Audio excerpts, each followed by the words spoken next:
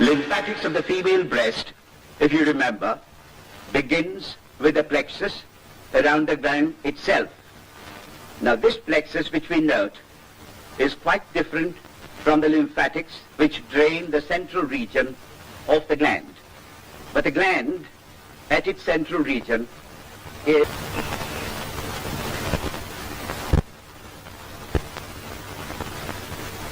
the mechanism of swallowing, or deglutition as we call it, is a complicated but very interesting process. Well, it really starts with the action of